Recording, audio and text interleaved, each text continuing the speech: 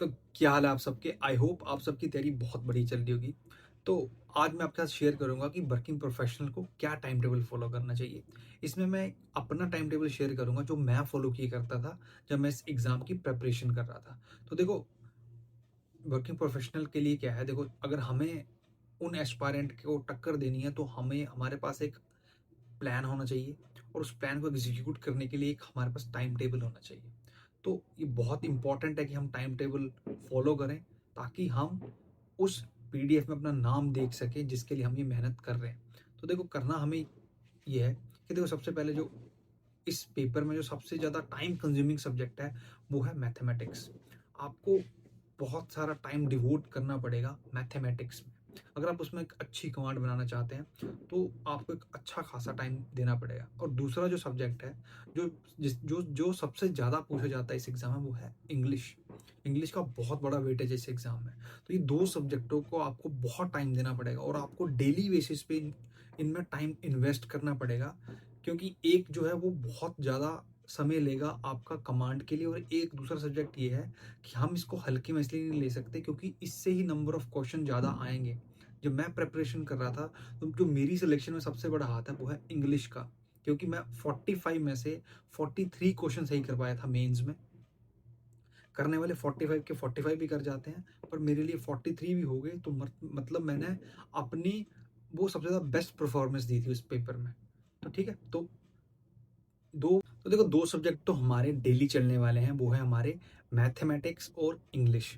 और जो हम बाकी के 2 सब्जेक्ट हैं उनको हम अल्टरनेट चलाएँगे। जैसे कि किसी दिन रीज़निंग पढ़ेंगे, किसी दिन जीके पढ़ेंगे। रीज़निंग इसलिए क्योंकि इसको ज़्यादा टाइम नहीं माँगती है। इसको 2-3 महीने भी अच्छे से हम डिवोट कर दें तो बहुत अच्छा स्कोर हम कर सकते हैं। और जीके में हम ज़्यादा फ़ोकस इनिशियली इसलिए नहीं करेंगे क्योंकि बहुत अनप्रेडिक्टेबल रहती है। पहले हमारा फ़ोकस ये रहेगा कि हम इंग्लिश, मैथमेटिक्स और रीज़निंग में अच्छा कर लें। उसके जब हमारा एक अच्छी कमांड इन पे बन जाएगी, उसके बाद हम जीके में फ़ोकस करेंगे। ठीक है? तो इनिशियली हमें यही करना है कि हमें एक टाइम टेबल बनाना है वीक डेज़ के लिए 4 से 5 घंटे का, जिसमें हमें मैक्सिमम टाइम मैथमेटिक्स और इंग्लिश को डिवोट करना है और उसके बाद अल्टरनेट बेसिस पे हमने रीजनिंग और जीके को साथ में लेके चलना है। और सबसे इम्पोर्टेंट चीज़ जो हम वर्किंग प्रोफेशनल के लिए रहती है, वो है कि हमें अपने वीकेंड्स को अच्छे से यूटिलाइज करना है। हमें वीकेंड्स पे कम से कम 10 घंटे मिनिमम पढ़ना है। बाकी आप पे है कि आप 11 घंटे, 12-13 जितना पढ़ सकते हो आप उतना पढ़िए, क्योंकि वही एक ऐसा समय है जिसमें हम डेडिकेटेडली एक बहुत ही बढ़िया तरीके से चीज़ों को पढ़ सकते हैं, जहाँ हमें बहुत लंबे समय तक पढ़ने का मौका मिलेगा और उसी समय से हम उन एस्पायरेंट को टक्कर दे पाएँगे जो फुल टाइम प्रेप कर रहे हैं। तो अपने वीकेंड्स को अच्छे से यूटिलाइज़ करिएगा। और मैं ये आपको कहूँगा कि कभी-कभार ऐसे दिन आएँगे जब वीकडेज़ में, क्योंकि हम जॉब में जा रहे हैं तो हमें कभी-कभी फटीग होगी, कभी-कभी वर्कलोड होगा, कभी-कभी हमें मन नहीं करेगा पढ़ने का, तो कोई दिक्कत नहीं है। आपको ये नहीं सोचना है कि हम 4 घंटे, 5 घंटे लगाएँगे, तब हमें 1-2 घंटे भी लग जाएँ, हमें उससे ही अपने मन को संतुष्ट कर लेना है, क्योंकि हमारा मेन फ़ोकस है कंसिस्टेंट रहना। चाहे हम उस दिन 1-2 घंटे ही पढ़ पाएँ, कोई दिक्कत नहीं है, पर हमें रोज़ पढ़ते रहना है। थोड़ा पढ़ना है पर हमें रोज़ पढ़ते रहना है। क्योंकि ऐसे दिन आएँगे, कभी वर्कलोड बहुत ज़्यादा होगा, कभी आपको ऑफ़िस में किसी के साथ अनबन हुई होगी, कभी आपको मैनेजर ने डाँटा होगा, कभी आपके पास प्रोजेक्ट का इतना लोड होगा, आप इतने स्ट्रेस में होंगे कि आप नहीं वैसे चीज़ों को कर पाओगे। तो कोई दिक्कत नहीं है, ये सबके साथ होता है, मेरे साथ भी हो रहा है और भी जो लोग तैयारी करते हैं सबके साथ ये चीज़ हो रही है। तो इसमें कुछ वो नहीं है, पर हमें ये है कि हाँ, हमें ये कोशिश करनी है कि हम जितना भी टाइम निकाल सकें उससे हमें डेडिकेटेडली अपनी एग्ज़ाम की प्रिपरेशन में देना है।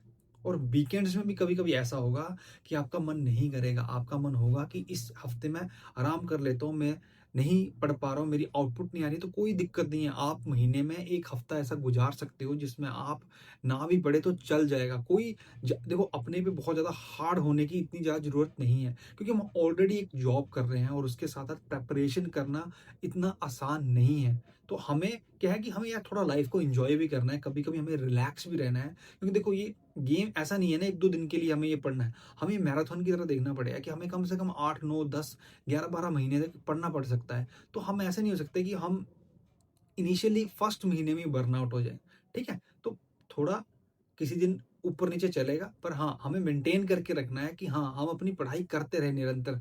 ऐसा ना हो कि कहीं चीज़ें छूट जाएँ। तो इनिशियली आपको ऐसा लगेगा कि नहीं हो पा रहा है, आपके दिमाग में ऐसे थॉट्स आएँगे कि मेरे से जॉब के साथ नहीं मैनेज हो पाएगा, लेकिन वही एक समय है जब आपको मन को समझाना है और अपनी तैयारी में डटे रहना है। अगर आप 8-9 महीने एक डेडिकेटेडली एक टाइम टेबल बना के उसे फॉलो कर जाते हो ना, तो आपकी सिलेक्शन को कोई नहीं रोक सकता।